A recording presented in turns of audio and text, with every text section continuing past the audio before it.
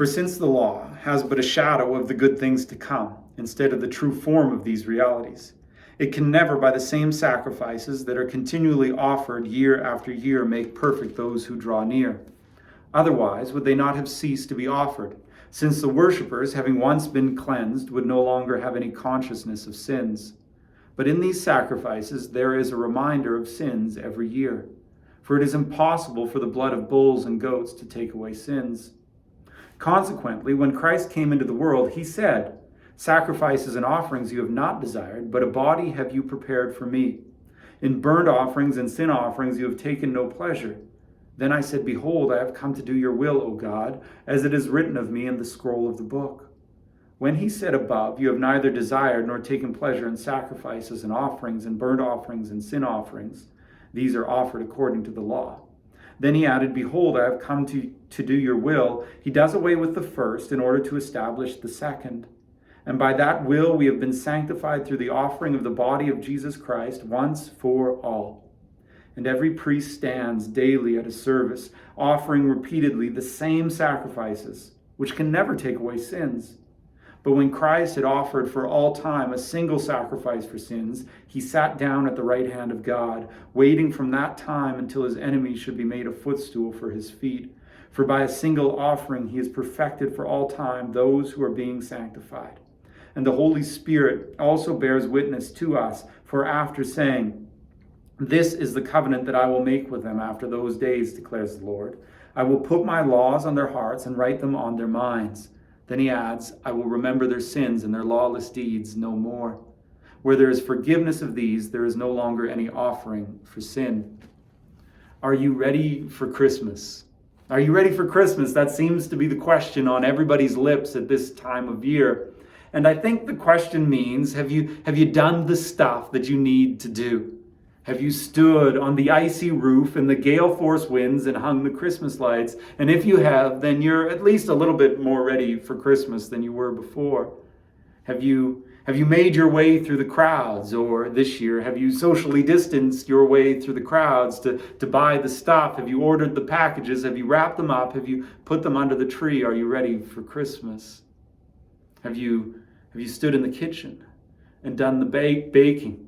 Have you cut it up and tucked it away in the Tupperware and got it safe and sound in the freezer so that when the celebration comes, you can bring it out? And if you have, then you're at least a little bit more ready for Christmas than you were before. Are you ready for Christmas? And in the midst of the craziness, the busyness of this preparation, perhaps a question has occurred to you. What's the big deal? I mean, what am I actually getting ready for? And I'm going to make an assumption that because you're watching this, because you're participating in church online, as we've grown used to saying, that there's something in you, at least a hint, at least a tiny tug on your heart that you know that at the center of Christmas, the big deal of it all is Jesus. It's Christmas. But maybe I could just push the question back a step further. What's the big deal about Jesus? I mean, what makes him worthy of all of this and so much more? What's the big deal about Jesus? And that may strike you as an incredibly strange question, but it really isn't. Because it's a question that people have asked through the ages. It's a question that even people who have committed to follow Jesus have asked from time to time. You see, the book that I just read from is the biblical book of Hebrews. And we don't know much about the people that it was written to. In fact, we know almost nothing at all except for what we can figure out about them from the book that was written to them and for them. And part of the picture that we get of them from this book called Hebrews is that there was a group somewhere in the ancient world, sometime in the first century of Jewish people who came to faith in Jesus. But like so many people in other places and other times throughout history, that faith in Jesus, that desiring to follow him, it placed them into the midst of pressure. And the unique pressure that these believers in this place and time faced is this pressure to turn back towards the practice of Judaism that was so familiar to them. To not hang on to Jesus so tenaciously, and to grab a hold of some of the things that had been familiar prior to hanging on to Jesus at all. And so they were asking the question, well, what's the big deal about Jesus? Is he really such a big deal that we need to cling to him and to him only? Or can we become sort of Jesus and people? In their case, it was Jesus and the prophets that they've read for their entire lives, or Jesus and the angels that they've heard so much in their worship, or Jesus and Moses, this greatest of all figures, or Jesus and the priests, or Jesus and the sacrifices. Can we just not treat Jesus like such a big deal anymore and become Jesus and people? And the answer of the book of Hebrews, of course, is that you can't. That there's no room for Jesus and people.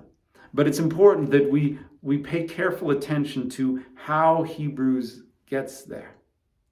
You see, somebody's once said, it was Frederick Buechner actually, that the gospel is bad news before it's good news. The gospel is bad news before it's good news. In the case of the Hebrews, it's bad news because the author of Hebrews, he looks at all these things that the Hebrews place so much confidence in the prophets, in the angels, in Moses, in the priests, in the sacrifice, and he says those things are simply not enough. That's the bad news for you, you Hebrews, is that these things that you desperately want to trust, they cannot support the weight of your trust and your faith. They just won't. So at the beginning of the book, he says of the prophets that yes, God indeed spoke through them, but in these last days, God has spoken through a son. Of the angels, he says something similar. That God says of Jesus, you are my son. And how much greater that is than the angels. Of Moses, he says that Moses is worthy of honor. But he's only like the house. Jesus is the builder of the house, so he's worthy of more honor. Of the priests, he says, and you heard it here in chapter 10, that they stand and offer their sacrifices day after day after day, and it never gets the job done. And their sacrifices are only bulls and goats, and that blood can never take away your sins. So the gospel is bad news before it's good news. The gospel is the news that the things that you're doing that you think fix the problem, they don't actually fix the problem. What was true for the Hebrews is true for us as well. The things that we do that we think fix the problem, they don't actually fix the problem. So how do we fix the problem of sin? What are the things that we do? About 1.5 years ago, my family got a Labrador puppy, and I decided that I'm going to train this dog. And I learned that one of the things that you can do with a dog to train it is just to ignore that behavior that you don't want it to do. So my dog is all lab. I mean, when you show up at the door, he wants to jump on you and love you and greet you, but I don't really want him to do that. And if I continually push him down, then that actually reinforces the behavior because he's a lab and he's a puppy and he thinks that's the game. I jump up and you push me down. But if I just ignore it, then that behavior becomes extinct. It dies out. If I stand and wait oh so patiently for him to stop and then only pet him and reward him when he's doing what I want him to do, he learns. And sometimes that's the way we treat sin, right? Is if we just ignore it, it will eventually go away. But sin isn't a Labrador puppy. Sin, the Bible describes as a slave master that demands first our attitudes and then our behaviors and then our jobs and then our relationships, and all along the way, bit by bit, it doles out the wages of death into every corner of our lives. Sin is a master. that beats us and demands our obedience, that forces us to do its will. It can't just be ignored. That doesn't work. So how do we deal with the problem of sin? Some of us excuse it. I sin because I've been sinned against. I sin because this world is a broken and fallen place. And sometimes things down here, they get so messy that the only options I seem to have are bad and worse. And yes, I'm sorry, sometimes I choose bad, but at least that's not the worst. But in the end, even though that's not just an excuse, it's actually an explanation, and the powerful one at that, it still leaves me sick with the problem of sin.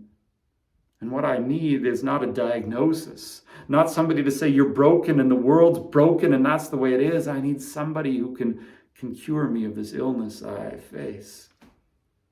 So excusing it, explaining it, it just doesn't work. Some of us hope that maybe it's like a grand scale of the good and the bad, and if we can arrange things just right, the good will outweigh the bad, and in the end, somebody will say, well, good enough, I guess.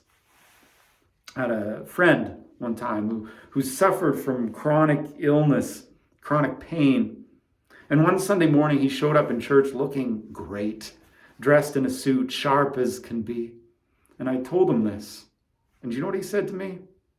He said, well, the worse you feel, the better you got to look. The worse you feel, the better you got to look. All our efforts at being good, they're putting on a suit and tie. They're rearranging the furniture, and we can make things look good on the outside, but when we're really honest, we feel the weight of that sin, and we know that we're just not good enough. All of our efforts to deal with sin, they fall short. They do not work. Sometimes we think that we can deal with the problem of sin by grading on the curve. So that if I look back behind me, I see a whole bunch of people who are worse. And so maybe that means that I'm okay. But if we grade on the curve, then I can't just look backwards. I've got to look forwards to the people who are in front of me as well. And yeah, there's a whole lot of people worse than me, but there's a whole lot of people better than me as well. So what good does that do me in the end anyways? All our efforts to deal with sin, they fall short. That's the bad news of the gospel. The Hebrews couldn't fix the problem through the prophets, through the angels, through Moses, through the priests, through sacrifice. We can't fix the problem through explanation, through excuse, through ignoring it, through rearranging the furniture, through trying to look good, through grading on the curve. None of this fixes the problem. We're still left with the old master of sin, who demands our attitudes and our behaviors and our jobs and our relationships and pays out his wages of death. We need something more. And that something more, not surprisingly, Hebrews tells us is Jesus. In that passage that I read to you at the beginning of the message, the author underlines the uniqueness of Jesus in a really special way. In a really simple way, actually. He says that Jesus came and he did God's will and then he sat down. This is lost on us because we live in a culture and in a time when lots of us sit to work. We sit to work for 40, 50 hours a week. But in most places and most times, you don't sit to work. You sit to rest and you stand to work. The point that the author of Hebrews is making is that Jesus finished his work and then he got to rest because it was done. He got to sit down. In comparison to this, he says the priests, they're standing all the time. They're working day after day, month after month, year after year, offering the same sacrifices again and again and again and again and again. It just keeps going. And when you think of the ancient system of sacrifice, when you think of all that must have happened in the temple and before that in the tabernacle, you probably don't think boring.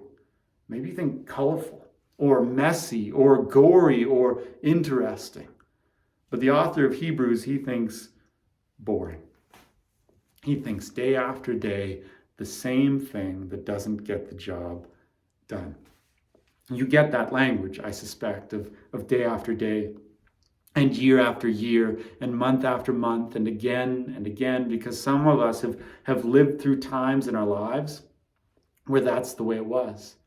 Day after day, year after year, month after month, again and again, the same things that never seem to get us anywhere. When I was in college, between two semesters, I worked a job in a window factory. And my job was actually called dropping glass, which sounds really exciting, but if they were to give the job an honest title, they would have called it putting the glass in the window over and over again for 10 hours a shift till 3 o'clock every morning, 4 nights a week. Day after day, again and again, week after week, the same old thing that never ended. There was always another window. And that's the way the priests and their sacrifice worked.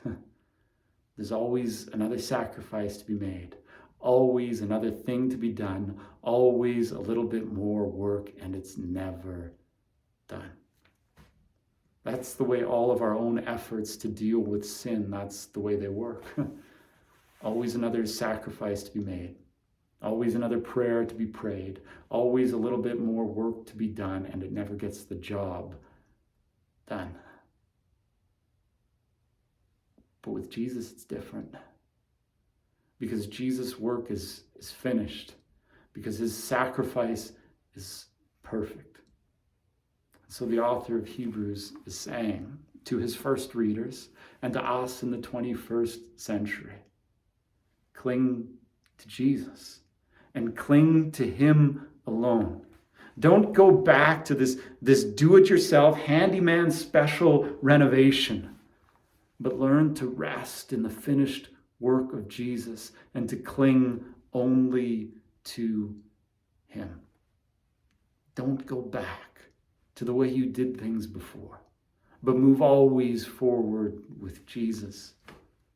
In the last book of the Chronicles of Narnia series, there's this collection of kings and children and talking animals that we've met over the course of the series.